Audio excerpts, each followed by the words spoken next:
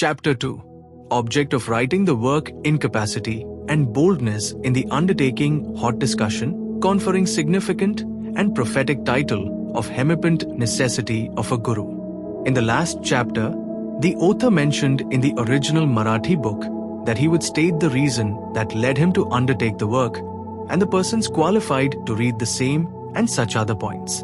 Now in this chapter, he starts to tell the same. Object of writing the work. In the first chapter, I described Sai Baba's miracle of checking and destroying the epidemic of cholera by grinding wheat and throwing the flour on the outskirts of the village. I heard other miracles of Sai Baba to my great delight, and this delight burst forth into this poetic work. I also thought that the description of these grand miracles of Sai Baba would be interesting and instructive to his devotees and would remove their sins. And so I began to write the sacred life and teachings of Sai Baba. The life of the saint is neither logical nor dialectical. It shows us the true and great path. Incapacity and boldness in undertaking the work. Hemadpant thought that he was not a fit person to undertake the work. He said, "I do not know the life of my intimate friend, nor do I know my own mind. Then how can I write the life of a saint or describe the nature of incarnations, which even the Vedas were unable to do? One must be a saint himself.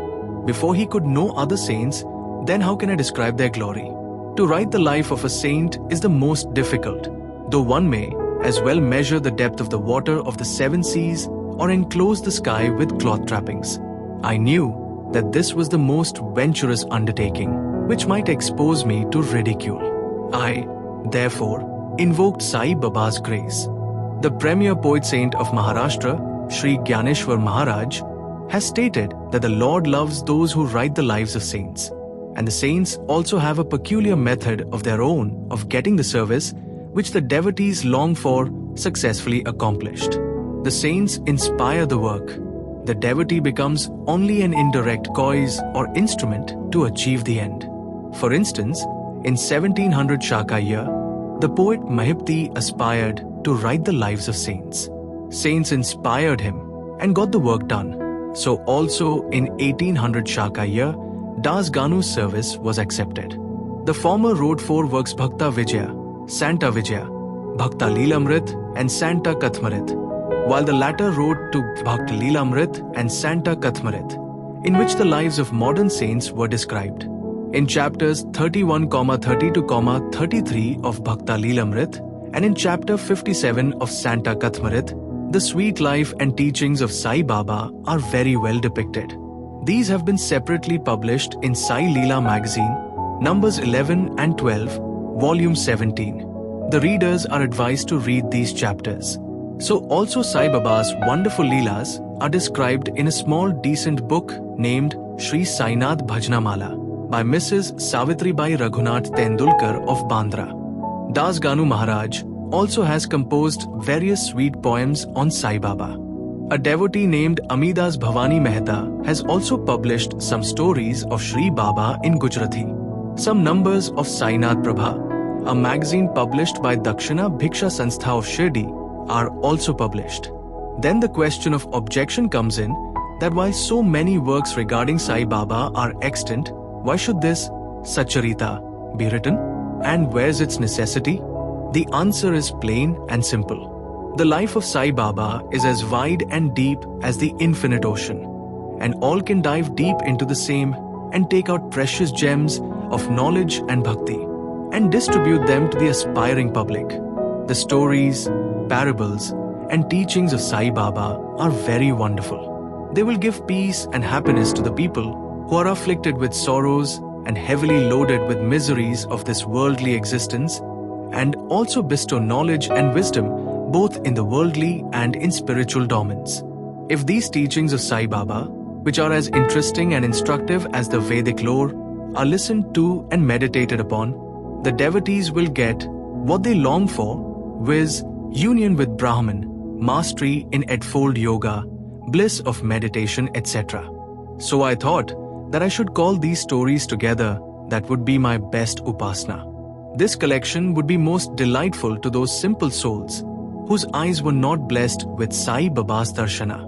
So, I set about collecting Sai Baba's teachings and expressions, the outcome of his boundless and natural self-realization. It was Sai Baba who inspired me in this matter. In fact, I surrendered my ego at his feet and thought that my path was clear and that he would make me quite happy here and in the next world. I could not myself ask Sai Baba to give me permission for this work. So I requested Mr. Madhavrao Deshpande alias Shama, Baba's most intimate devotee, to speak to him for me. He pleaded for my cause and said to Sai Baba, "This Anna Sahib wishes to write your biography. Don't say that you are a poor begging fakir and there is no necessity to write it. But if you agree and help him, he will write, or rather, your feet, grace, will accomplish the work. Without your consent and blessing, nothing can be done successfully." When Sai Baba heard this request, he was moved and blessed me by giving me his Udi, sacred ashes, and placing his boon-bestowing hand on my head said, "Let him make a collection of stories and experiences, keep notes and memos. I will help him. He is only an outward instrument. I should write myself my autobiography and satisfy the wishes of my devotees. He should get rid of his ego, place, or surrender it at my feet. He who acts like this in life, him I help the most. What of my life stories? I serve him in his house in all possible ways. When his ego is completely annihilated and there is left no trace of it, I myself shall enter into him and shall myself write my own life. Hearing my stories and teachings will create faith in devotees' hearts, and they will easily get self-realization and bliss. Let there be no insistence on establishing one's own view, no attempt to refute others' opinions, no discussions of pros and cons of any subject." The word discussion put me in mind of my promise to explain the story of my getting the title of Hemadpant, and now I begin to relate the same. I was on close friendly terms with Kaka Sahib Dikshit and Nana Sahib Chandorkar. They pressed me to go to Shirdi and have Baba's darshana, and I promised them to do so. But something in the interval turned up, which prevented me from going to Shirdi. The son of a friend of mine at Lonavala fell ill. My friend tried all possible means, physical and spiritual, but the fever would not abate. At length, he got his guru to sit by the bedside of his son, but this too was of no avail. Hearing this, I thought, what was the utility of the guru if he could not save my friend's son? If the guru can't do anything for us, why should I go to Shirdi at all? Thinking in this way, I postponed my Shirdi trip. But the inevitable must happen, and it happened in my case as follows. Mr. Nana Sahib Chandorkar, who was a Prant officer, was going on tour to Bassein. From Thana, he came to Dadar and was waiting for a train bound for Bassein. In the meanwhile, a Bandra local turned up. He sat in it and came to Bandra and sent for me and took me to task for putting off my Shirdi trip. Nana's argument for my Shirdi trip was convincing and delightful, and so I decided to start for Shirdi the same night.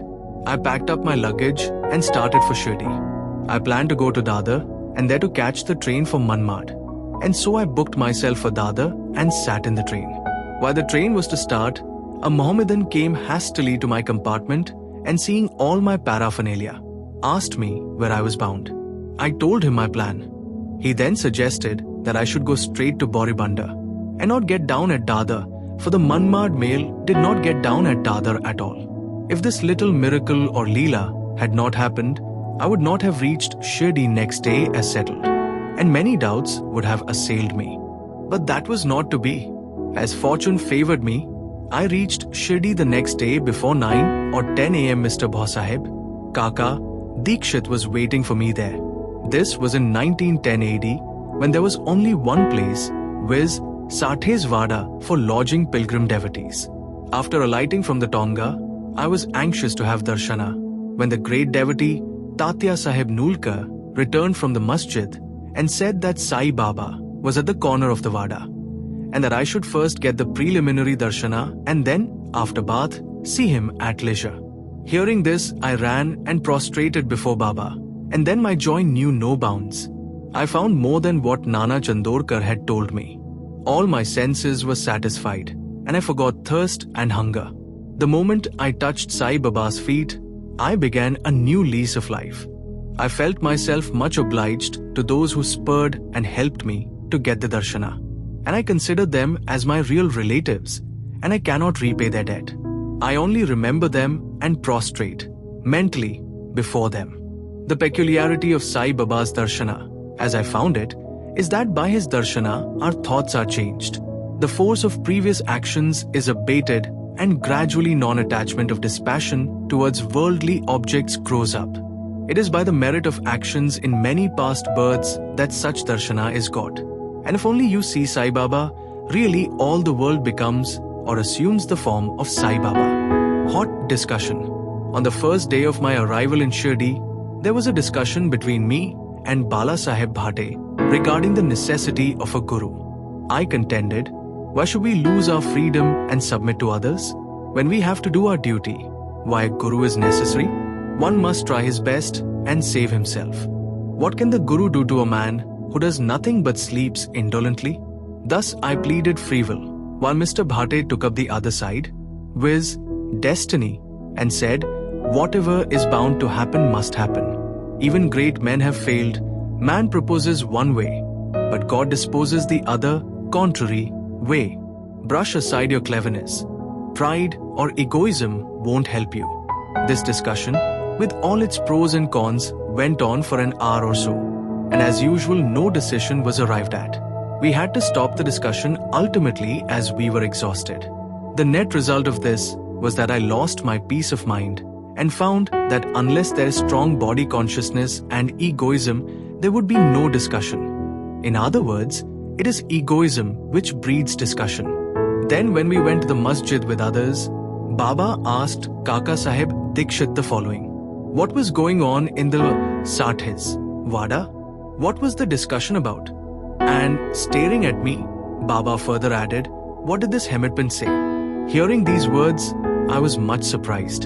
The masjid was at a considerable distance from Sathis Vada, where I was staying and where the discussion was going on. How could Baba know our discussion unless he be omniscient and inner ruler of us all? Significant and prophetic title. I began to think why Sai Baba should call me by the name Hemadpant. This word is a corrupt form of Hemadpant. This Hemadpant was a well-known minister of the kings Mahadev and Ramdev of Devgiri of the Yadav dynasty. He was very learned, good-natured, and the author of good works, such as Chaturvarga Chintamani, dealing with spiritual subjects, and Raj Prashasti. He invented and started new methods of accounts and was the originator of the Modi Marathi shorthand script. But I was quite the opposite and ignoramus, and have dull, mediocre intellect. So I could not understand why the name or title was conferred upon me. But thinking seriously upon it, I thought that the title was a dart to destroy my ego, so that I should always remain meek and humble. It was also a compliment paid to me for the cleverness in the discussion.